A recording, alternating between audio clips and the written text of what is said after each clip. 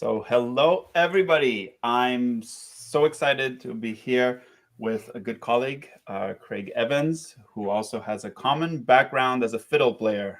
No, violin, sorry. Um, but it's great to be here with everybody. Hi, Craig. Um, Hello. we're here with some of our best friends on LinkedIn. And I don't know if you ever had this on your bucket list, Craig, but we're also streaming to Twitch. So if that was on it, you can strike it off. But we invite everybody to ask questions. Craig is an incredible advancement leader. He presented to the Donor Participation Project, and it was one of our most highly rated sessions. He has his own practice as a leadership coach, in addition to a fundraiser. But I'll let Craig speak about his career and what's led him to where you are now, Craig, and what you're looking at in the next few months. Thank you so much, Louis, and thanks for inviting me. I don't actually know what Twitch is, so I got to look that up. I feel like a dinosaur more like every day. So, but thank you again. Hello, everybody.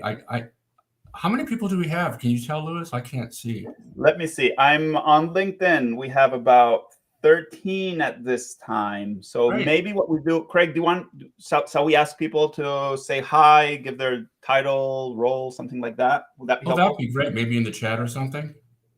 Yeah, wonderful. So, folks, we'll wait to hear from you in a second.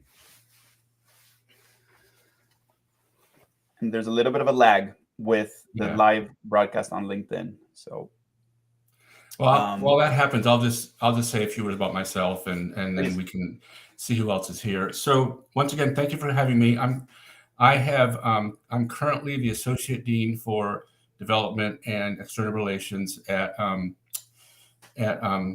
Johns Hopkins University School. Johns Hopkins University School of Education, a position I've held for almost 2 years at this point. And before that, I was at Rochester Regional Health Foundation as Vice President of Development. And before that, I was at a small school, Wells College in upstate New York, where I was Vice President. And I've also had experience at Ithaca College and at Syracuse University. I've also run a foundation for education at the Orange County Public Schools in Florida. And in so I've been in development for about 20 years, all in leadership positions. And before that, I started my career as a music teacher. I'm a violinist by training, as Louis said, and fiddle if I have to, and also a conductor. And I did my undergrad in music education at Ithaca College and my master's in performance and music ed at Florida State University. And then later my doctorate in educational leadership at University of Central Florida. As I said, I started my career as a music teacher and then an assistant principal, assistant superintendent. And then my alma mater, Ithaca College, asked me to come work for them for raising money. And I said, is that a thing? And they said it is. And so I've been leading teams now for about 30 years, since 1993, in public education and higher education, and a short stint in healthcare fundraising and a local foundation. And, I think in my last participation with Louis, we talked about who are the worst bosses you ever had? What were their qualities and who were the best ones? And we've all had poor leadership. We've all had great leadership, I hope. So my dream is to continue working with leaders to get better and better at what they do, because good leaders make teams be more productive and more happy. And in that end, I have started an executive leadership coaching practice. I am nearly certified by the International Coaching Federation. My paperwork's all in. I'm just waiting for the decision. And I'm actually retiring from Hopkins in about 2 months. And what that means is I'm going to develop my full-time or maybe part-time to helping build teams and helping build better leaders who lead those teams. And thank you, Louis, for posting that website of mine that's still under construction, but it's up and running. So I'm really glad to see everybody here. This is great. So Andy, Petya, Joshua, this is fantastic. So many people that we know, some of them who probably know you, Craig. Yeah, I know. Susan. I know a lot of these names. That's great. Isn't this amazing? The kind of the community that we have here on LinkedIn, we're all learning in this together. So, please do visit Craig's site, and I'll invite you, kind of as a joke, be brutal with the feedback. If anything's broken, he needs to know. We want to help Craig succeed. Thank you. So, hey, you mentioned something really funny, which was bad bosses. I was wondering, maybe people could share a little bit in the chat about the characteristics of a bad boss. Would that help us frame the conversation today? Or if you want to go ahead, Craig, from a position of knowledge and expertise, to share what the characteristics of a bad boss are. No, I'd love to hear, without naming names, what the qualities of poor leaders look like for you, and how did that make you feel as an employee? My goodness. I'm going to throw things out there while this warms up, just to get people going. Craig, you recently posted on LinkedIn, and you talked about jumping to conclusions and assuming good intent. Mm-hmm. Sometimes I feel like bad bosses that, in my experience, created that environment that led to assuming bad intent. Correct. Inadvertently, I'm almost sure most of the time, right? Extreme pressure, unrealistic expectations. Sometimes it was personal. I know I've had 2 children, and every time I went through that phase where you're not sleeping, it's much harder to assume good intent. Yeah. And that's a ground rule that my teams and I have used for years. And of course, the quiet second part of that phrase is assume good intent until proven otherwise. So what that means is really, it means that when you run into a situation with a colleague or a boss or anybody, it's easy to get a degree from MSU, and that's called making stuff up, although the word stuff isn't really the word that we use. So it's easy to MSU about the other person's intentions or motivations and all of that. But when you step back and try to assume good intent, it does open up a chance to have a dialogue with that person about what's really happening. And of course, when it's your boss, that's a different power dynamic. So it creates, it's important to have a courageous conversation, but sometimes that's hard. I mean, I had a boss years ago once who always assumed bad intent if something didn't go well. And it got so bad that I had to call her out on it. This was my first full-time administrative job. And I said, I don't do better when you treat me like that. And the fact is that if one goes about assuming good intent as much as possible during their day, whether it's work, home, family, whatever, life gets easier, right? It does get easier. And then, of course, as I said, it's assuming good intent until proven otherwise. That's a different conversation, right? Of course.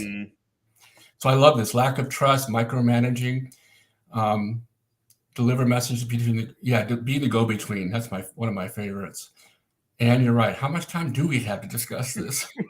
Micromanaging is a funny thing, because what I love about my teams is that I almost never micromanage. But when, like my team now, we have this running joke, like if I have a team of 7, so a lot of people are really busy doing their work and I trust them completely. Sometimes though, I just feel like I need more information. So I'll say, can I micromanage just for a moment, please? And they laugh at me, but it's a signal to say, I just need a little help here understanding what's going on. And I think that they appreciate that, because I'm putting a real signal out there to say, I just need a little more information. And I do it in a laughing, joking way, so they don't feel like I don't trust them. So I think it's important for a leader to know what's going on, but when they really don't, or they think something's maybe askew, they ought to be able to say, can I just micromanage for a moment? What do you think about this, Craig? Is like micromanaging a function of kind of the task maturity that the person has? So you might micromanage a new employee or not. Maybe micromanaging is always wrong. I always have doubts about this.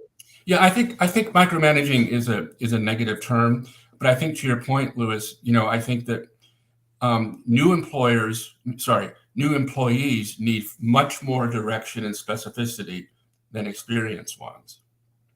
But also employees need to have a chance to stretch their wings, and sometimes they might make a mistake, and that's okay too, because that's learning right there.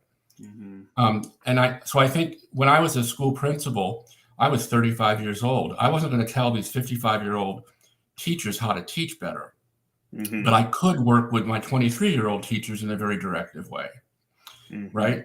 So with the older teachers, what I did, more senior, I should say, I would say, look, I saw this, this, and this, and this. This is really good stuff. And I saw how you did that. Here's what I saw you do. And they love that feedback. And I say, what are you going to do if that doesn't work next time? So that wasn't me critiquing their work. It was helping them expand their toolbox. And they loved it because they looked at me and they said, I have more experience than you do as a teacher, but your pair of eyes is helping me grow. And that's really important. Craig, tell us about your journey as a leader, and then maybe we segue into what you think new leaders should be thinking about, and finally, how you help people. What the structure is, right? This conversation is great, but some people will need a little bit more structure. So, what was your leadership journey like? So I was, as I said, I was a teacher for a number of years, and in the arts programs, is always a threat of them being cut. And I got tired of that, frankly. So I decided to become an administrator. That's one way to fix it if you control the money. Wow. So I went to school and got certified to be an administrator, and then, which was the equivalent of a third master's degree, and it was part-time. We didn't have an internet back then, so, and then got to be an assistant principal, then later got my doctorate, and then grew into a principalship. And I got to select the programs for my schools, and I got to grow the arts programs, not at the expense of other things, but we had a very rich arts program, visual, performing, etc. And then, I was a principal at a different school, did the same thing, and then was asked to be an assistant superintendent, which is a thankless job because all the things superintendent doesn't want to do. So it was like buses and media and transportation. And I said I would take the job only if I could be in charge of the arts programs. And so I got to supervise all the school principals and all the arts programs. And I got to control the budgets for those. So we had thousands and thousands of kids involved in the arts, which was great. And then I got asked to join my alma mater in fundraising. And what they really needed was someone who could lead a team because they had fundraisers that were competing against each other, grabbing prospects, not working together. So they taught me the finer points of fundraising, and I think I helped them be a better team. And so throughout my career, I focused on the team first, not the intended outcomes, because if we get the culture and the team right, the outcomes, whatever they are, will be great. So if you do all the right things with the team, the fundraising is productive, it grows, it does that. It's happened at Johns Hopkins. We've nearly doubled our donor count in the past 2 years, for example. And we're asking for hundreds of thousands more in dollars in gifts because we're doing all the right things at the team level. Wow. So I saw a thing on Facebook that I reposted. I don't remember who wrote it, but it said, culture is how your employees' heart and stomachs feel on a Sunday night before work. I love that.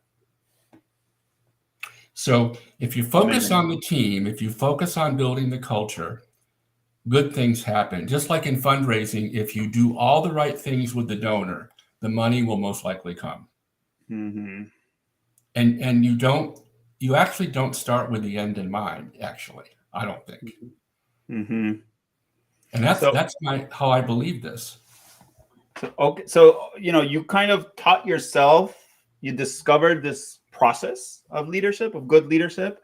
No, I've had about 14 bosses in my life, and probably 4 of them I hold as mentors. And the ones that I hold as well, there's a 5th one who taught me not how to do it, and I'm eternally grateful for that one too. Because I succeeded this person at a school as principal, and I had worked with this woman before, and I just had to walk down the hall and be nice to people, and I was golden. But the people that I respected the most trusted me. They gave me opportunities to grow. They gave me things that were just above my skill set to work on and grow into, and they supported me. And so the other thing I think about as a leader is that we must have high expectations. We must offer high support. If you have high expectations and low support, you're not really helping anybody. If you have low expectations and high support, everybody loves you, but nothing's getting done.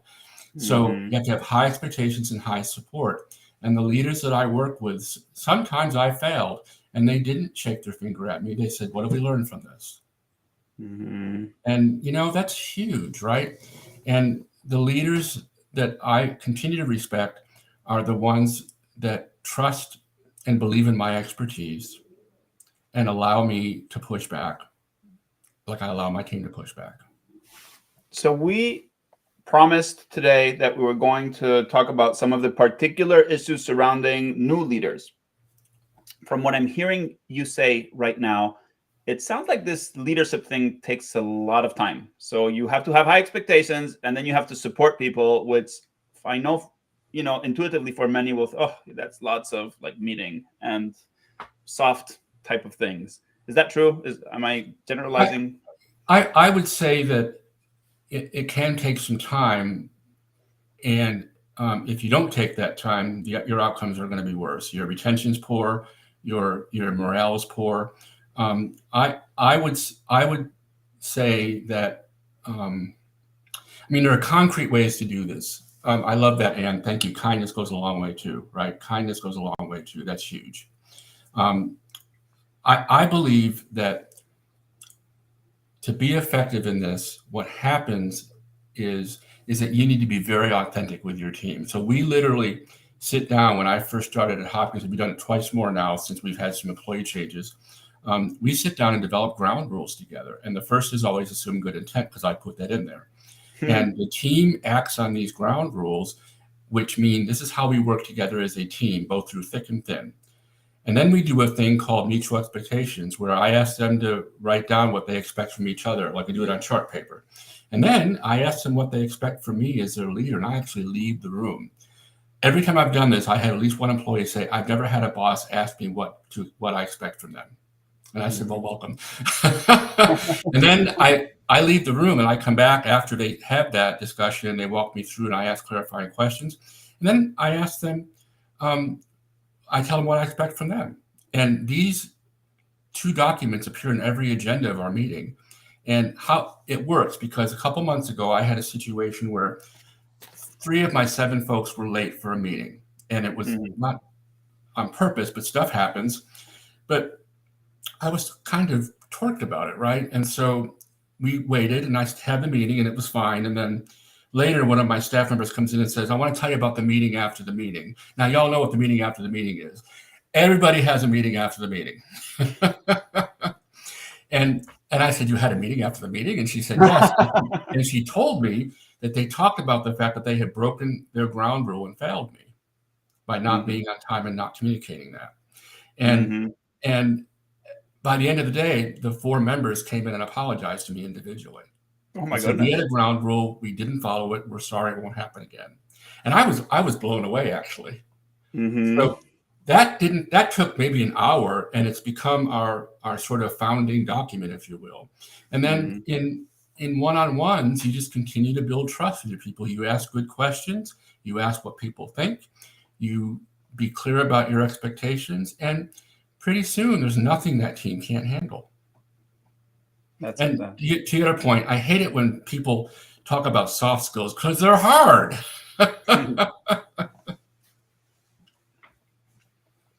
Totally. So maybe it would be really interesting for us to know those who have led, who are thinking about leading teams, what worries them about it. Maybe it's the time commitment, right? You go from being a great individual performer to maybe a lot of time in fundraising. You still have to be a great individual performer and manage the team. Usually you don't get your portfolio taken away, right? Yeah. I've managed very large teams of 19, 20 people where I've had very little time for individual fundraising. And it was okay, but it was a lot of day-to-day stuff with management, right? What I have now is, a nice portfolio, not huge, but a nice one. And I'm on the road, A, because I trust my team. I don't have to be there every day. And B, because I wanted to be more of an individual fundraiser. And one thing that I say to people like in my position, I actually have 3 jobs. One is I'm on the senior leadership team of the School of Education. The second one is I'm the head fundraiser besides the dean. And the third one, I'm leading my team. And so that's 3 different jobs all rolled into one. Yeah, that's incredible. So Craig, you've while we give people time to think about this, you had a long career. It sounds like you started leading teams pretty young age when you became a principal, and then you've evolved the point of view. You've engaged in, it seems like, a lot of active reflection. You've sought mentors out. What do you think everybody needs a leadership coach? I mean, is that, how helpful do you think it is? What is the value add? Yeah, it's hard for me to say if everybody needs one, because some of the folks that might need one don't believe they do, which is a problem. But I think in today's world, and especially post-COVID, leadership is different. Leadership by leading hybrid teams is different than leading in person, right? Okay. I also think that nobody really teaches this stuff. Correct. Like as to your point, Louis, a great individual contributor gets promoted, but great fundraisers don't always make great leaders. Great teachers don't always make great principals. It's a different skill set. And I will say, like in public education, we got some leadership training. And I don't see it. I see it more at the bigger institutions, but not at smaller institutions in higher ed fundraising, right? And I think, I had a leadership coach for a long time, and it really helped me because it was a third person, not close to my situation. And I could literally say, I'm crazy, right? Or I'm not crazy, right? Or what a good coach will do is not tell you what to do, but they will ask you really interesting questions to make you think about how you might approach a situation. And I also coach from the EQI, which is Emotional Intelligence 2.0. I'm a certified assessor of that as well. So that becomes the basis of my coaching. So if I work with someone who, say, has poor impulse control, well, that can be devastating to a workplace, right? Much less other areas of their life. And so I can figure out a way to help a person grow that muscle in terms of how do I, because somebody with poor impulse control drives their team crazy with all the shiny objects. Yeah, exactly. Right. Yeah. So, Anne, that's a great question. Thank you for asking. First of all, coaching can be therapeutic, but it's not therapy. From a legal perspective, there's no client coach privilege, although what is said is confidential always. A therapy looks at the person's past and their past ways of reacting, and a coach specifically focused on the workplace and how they're going to go forward and go ahead specifically. It's not based on any diagnosis of anything. It's really just based on, this is where the person's at and this is where I want to go. And a coach is a way to lead that person towards that. Jordan, I love that question. I always ask my teams, what am I and what are we missing? I do that all the time. It's wonderful. So yeah, you've talked about a few things that may not be so intuitive. You've talked about asking questions, which supposedly doesn't the leader have to have all the answers? So no, okay. You've talked about aligning before even thinking of what the strategy is. The fact that you need good team. It sounded like you need good team alignment, things like that. Yes. No. Team alignment and agreement, yes. That's and I think just to from what Jordan wrote here, the other thing I think about all the time, which holds true for me, is that the highest compliment you can give someone is to ask their opinion. I will never forget, I have a young man in his first big boy job out of college, right? Music major also. I didn't hire him, he's already there. But I asked him his opinion about something that I really wanted to, but 80% of me wanted to know, and 20% of me was he was not confident. I wanted him to feel confidence talking to me. So I said, employee, what do you think about this? Like, I'm thinking about this. I'm thinking about this. How do you see it? And he was like, you're asking me? I was like, I am. And his idea was better than mine. And so I did it. And it was huge for him. Mm-hmm. And I think there are bosses that are afraid to ask their employees, to your point, what they think, because they don't want to be seen as not the smartest person in the room. I celebrate not being the smartest person in the room. Craig, do you think there are parallelisms between the way we should be engaging with our donors and the way we should be engaging with our teams? Or is it because you asked questions and including people asking for advice is a great way to raise money? I love that idea. I think it was Richard Branson that supposedly said that he focuses on the employees, not the customers, because when the employees are focused on, this is the Virgin American guy, when he focuses on the employees, the outcomes for customers are much better. Mm-hmm. And I think you're right. I think, the hardest thing for me sometimes is to disagree with my team because I've got additional information or something that I really can't share, perhaps, right? But sometimes now I can say to the team, I hear you all, and I have additional information that I don't have permission to share. So I'm going to ask you to trust me on this one. Mm-hmm. And they do. I mean, they may still wonder, like, why, whatever, but I've built like Stephen Covey says, you've got to keep adding deposits to people. Then when you have to make a withdrawal, it's easier, right? Mm-hmm.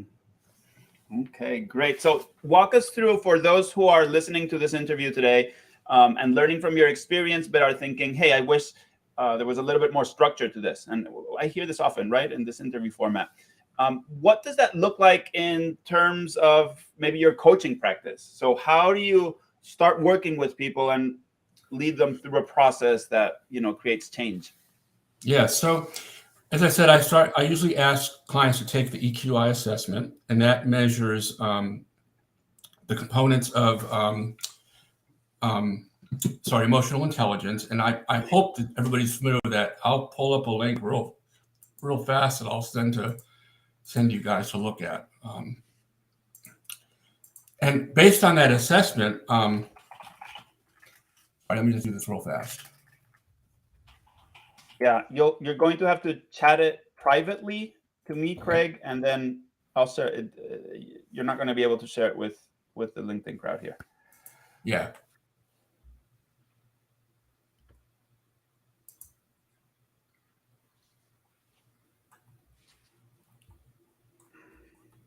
I'll put it on the screen. I'm still trying to find it. Sorry. No rush. Well, this is how everybody knows that this is truly live. The goal here is to give you an insight into Craig's thought process and experience, and so that we get to know the folks that are in our industry, people that I personally admire. So this is a book by Daniel Goleman, but just the descriptor will tell you more about it. But basically, it looks at 5 or 6 different areas of a person's emotional intelligence, and it rates them and compares them to leaders in a similar demographic and similar continent like North America and age group. And what I do is ask the client, like, when you get these results, what resonates with you? What doesn't make any sense to you? What does make sense to you? And I walk through that assessment with them, and they identify 3 or 4 different areas I'd like to work on. So, for example, someone might have a lower score in, as I said, impulse control. Now, there's no bad or good scores. It's just somebody's development. And emotional intelligence, unlike personality tests, emotional intelligence, you can grow. You can grow those muscles. So we identify I can see it. Yep. We identify 3 or 4 different areas that the client chooses to work on. And it might be self-regard. It might be managing stress. Mine's always managing stress. That's what I score the lowest on. So, outward calm as a cucumber, inside not so much. and I coach that person on in ways that, I ask them good questions. I ask them to practice some things in the workplace. They just might do homework. And when we get the rhythm going, every meeting agenda is up to the client what they want to talk about. So they might want to talk about, well, this is happening and I'm feeling like this about it. And I think about it and it makes me feel like this and I do this and that's the wrong action. So it's thoughts, feelings, actions, results too. Okay. And so I coach on that model as well. So I'm having this thought and it makes me angry. So the thought is not judgmental. It's like, I think that person is out to, I think that person did a wrong thing and it's bothering me.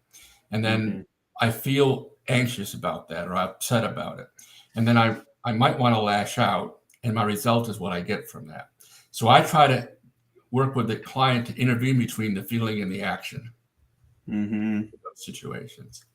So it's growing skills and it's practicing better emotional intelligence is what I work on. Do you think it's important that you have development experience when you're working with development leaders, advancement development? I think it makes that work easier for me because I understand it in deep context. But I also have educational clients, not advancement, and I have people in business that I work with. Because at the end of the day, it almost doesn't matter what the field is. Working with people is about relationships. And that's what coaching helps with. Okay, I'm going to throw a curveball at you. And I also want to invite everybody to ask your burning questions on leading teams. But curveball for Craig. Have you worked with teams? So I've been in situations where what was really broken was the team dynamic, maybe a leadership team. Or is it better to work with the leader of that team and then have them learn how to manage that dynamic? I have not done a lot of that yet, but I have done a bit of it. And my work has been around, usually the leader says to me, something's not right. And I'll say, how do you know? And he or she doesn't. There's all kinds of symptoms. So what I've done is an assessment with the team, right? So I've done like a 360 EQI with the leader, and the leader gives it to his team to give feedback. And what we do is look at what the leader's perception of their EQI is versus what the team is seeing. That's one thing I do. And sometimes it is the team. And, I've been in a situation where I was in a team once I was leading the team and there was some dysfunction and I couldn't get to the bottom of it. So I brought in somebody to help me put a fresh eye on it with the team. And we made some progress on it. So I think, I was too close to it and I was emotionally involved, right? And so it was time for me to pull in somebody else who was a little bit more, not attached to the team to help me understand what was really going on there. And I can do that too.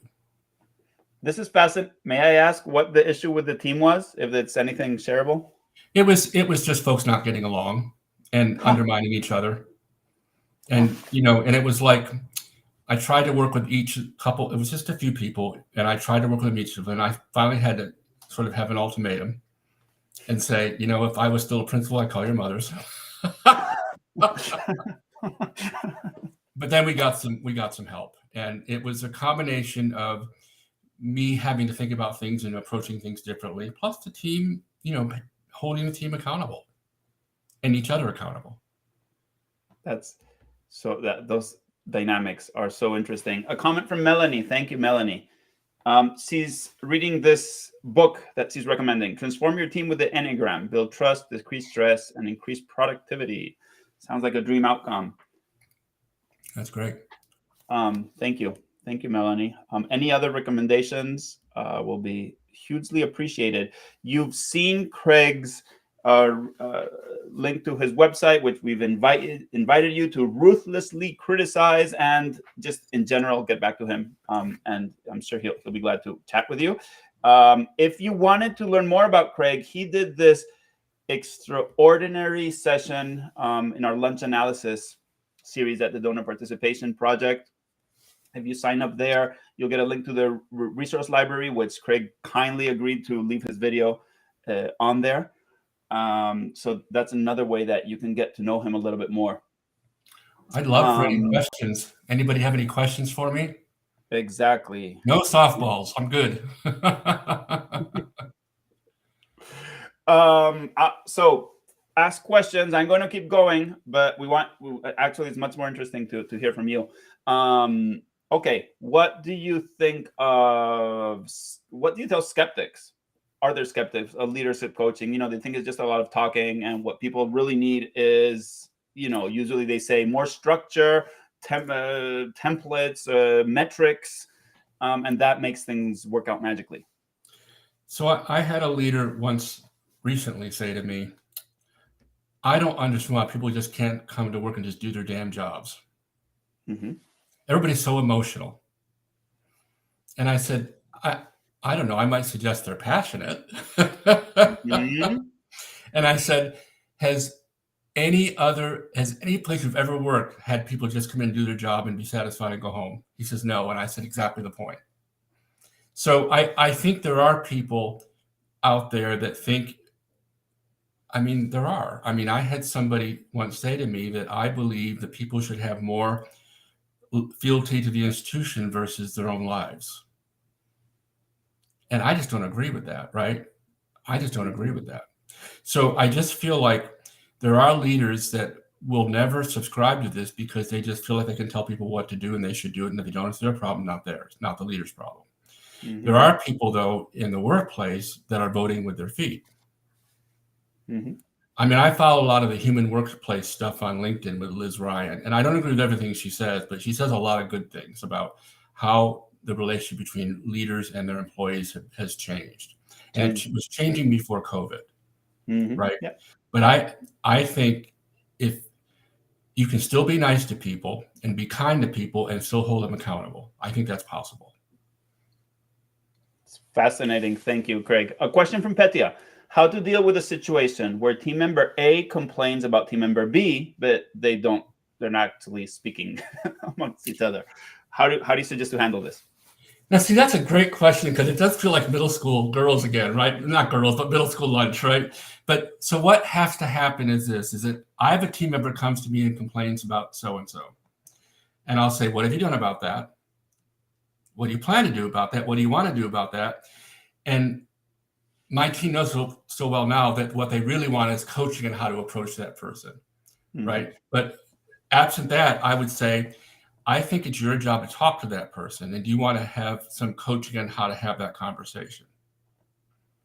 And 9 times out of 10, they will go do that. And it's better coming from the person. Now, if it escalates beyond that, sure, I'll have to get involved at some point, right? Mm-hmm. But I've had it where one comes to me, then the other comes to me, then one comes to me. I'm like, stop. Mm-hmm. And so my job, I feel like then is to coach both or one of those people to go back and say, can we talk about this and have a structured, courageous conversation, which I can coach for.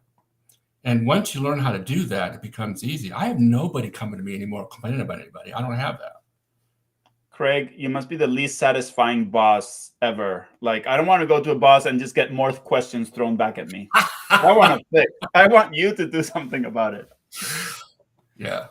Oh my goodness. No, we totally get the point. Hey, some fascinating comments and questions here. Susan, who's a dear colleague. It's important that senior leadership listens to those at all levels and really hears them. That's, I think, one of the big changes in the workplace. People are not only asking for this, they're expecting it. I feel like organizations struggle with this a lot. How can you, is that an institutional, is it a structural thing? Do organizations need to be flatter? Is it the type of leadership? What do you advise people? I think it's partly leadership. it's the vibes leadership gives off, right? They don't want to hear from people. I've done this on teams of 20 and teams of 7. I have every week or so, I have a 30-minute coffee break.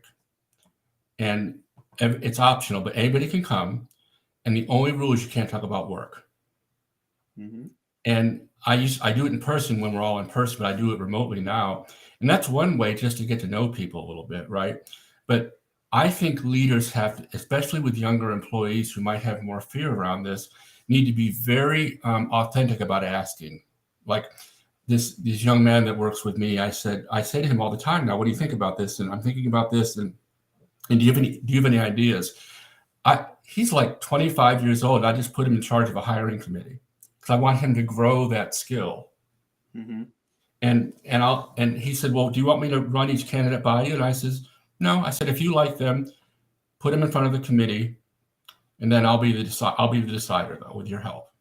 And he loves that because my point is that we have to be very authentic and very deliberate in our leadership, especially with people that aren't used to being asked their opinion from leadership. Mm-hmm. And we have to make it okay that they disagree with us. Yeah, absolutely. What does it cost to hire a coach? Well, that's a loaded question. Well, it's a wide range. I don't mind being very transparent with what I do right now.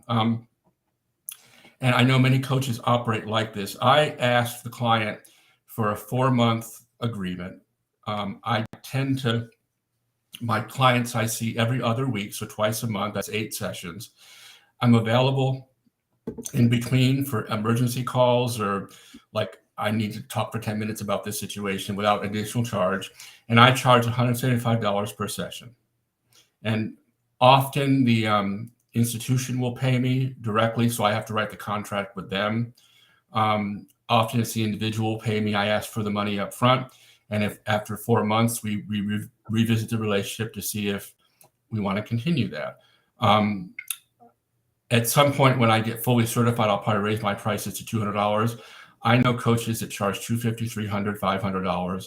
I'm not there. I don't want to be there because I really hope to build my practice, especially around nonprofit work, because I believe in the work and I believe there's a leadership need there. And so I want to keep my cost reasonable. And the only other cost associated with my work is the EQI assessment, which costs about $100. I don't get money from that. It's just what the company charges me to administer it. So that's my cost structure, but I think it can be all over the map. Thank you so much. And I don't think anybody else would have been as transparent and authentic as you preach here live, actually, in front of our colleagues. So I recognize that and appreciate that, Craig. Really tricky, fun question from Brian. And thank you, Brian. How do you give feedback when performance is not meeting expectations? I know lots of fundraisers, not bots, some fundraisers are people pleasers, and that kind of bleeds over internally to how they manage teams. Yeah, that's a great question. Brian, I think my first admonition would be very carefully. But I think it's important that this kind of feedback is very clear and has examples. And so when my team, like I'm sure you all do, we set some goals in the beginning of the fiscal year. And after the first quarter, I had this happen. I had an employee who had not begun to meet expectations in terms of visits or dollars raised. Literally 0 visits after 1 quarter of the year. And I started having this conversation about what's going on. There's a lot of daylight between what you said you're going to do and what you're actually doing, and time's running out, It got to be the second quarter, and the same kind of thing.